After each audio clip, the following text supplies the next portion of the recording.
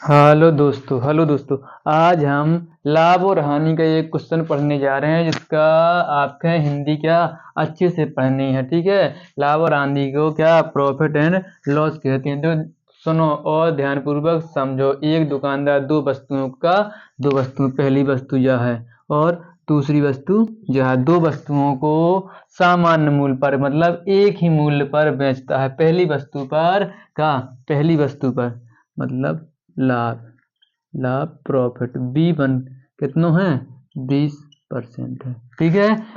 P1 का है 20% और दूसरी वस्तु को कितने प्रतिशत लाभ पे बेचत।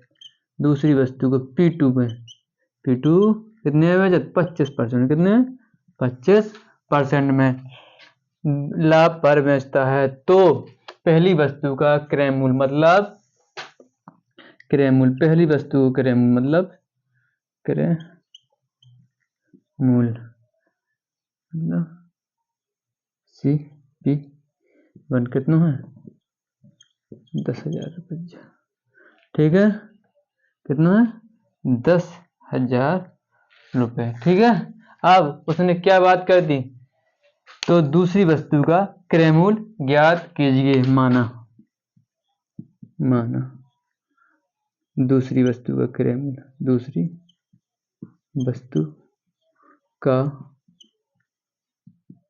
क्रय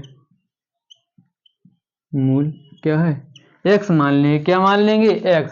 ठीक है।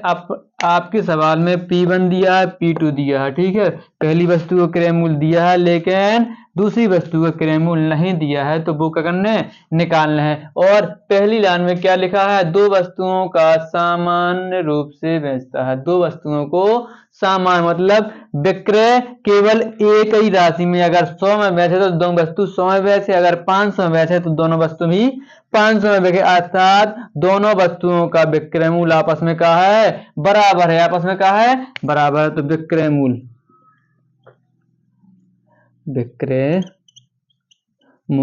बराबर विक्रय मूल्य। पहली वस्तु को विक्रय मूल्य और दूसरी वस्तु को विक्रय मूल्य का हुए आपस में बराबर हुए। जो वाला विक्रय मूल्य पहली वस्तु को है, जो वाला विक्रय मूल्य दूसरी वस्तु है, इन दोनों का विक्रय मूल्य आपस में क्या है बराबर है। इसलिए हमने दोनों ने क्या कर दो बराबर लिख दो। अब विक्रय मूल्य को फॉर्मूला आपके पता हुआ तो हम लिखे दे रहे। क्या है विक्रय मूल्य का फॉर्मूला है क्रय मूल्य कोष्टक में 100 प्लस लाभ प्रतिशत। 100 प्लस लाभ प्रतिशत बटे 100। ठीक है। आगे बात समझ में, इतनी बात समझ में आ गई आप लोगों ने। जो विक्रय मूल्य का फॉर्मूला। ठीक है। क्रय मूल्य कोष्टक में 100 प्लस प्रतिशत लाभ और बटे 100 लाभ प्रतिशत। और इसी प्रकार से इस वाले में भी क्या करें क्रय मूल्य कोष्टक में 100 प्लस लाभ प्रतिशत बटे 100। ठीक है। जो का विक्रय मूल्य का फॉर्मूला। अब पहली वस्तु का विक्रय मूल्य जो है और दूसरी वस्तु का विक्रय मूल्य जो है। ठीक है। अब पहली वस्तु में क्रय मूल्य कितना था बताइए। कितना है 10,000। कितना 10,000 और कोष्टक में 100 लिखो है 100 लिख दो। और प्लस में जो है कितना है लाभ प्रतिशत कितना है बताओ। लाभ प्रतिशत का है 20 है तो 20 हमने लिख दिया। ठीक है।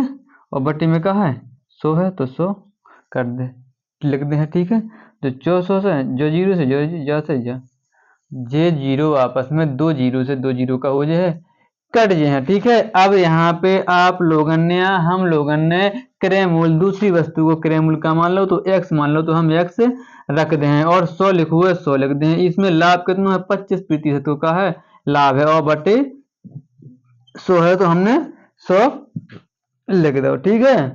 अब देखो अभी तक का बचू 100 बचू और 100 में 20 जोड़ने का तो हो जाए 120 बटे 1 है। ठीक है। कहा है 1 और तो x है और 100 में 25 जोड़ने तो कितना हो जाए 125 बटा 100।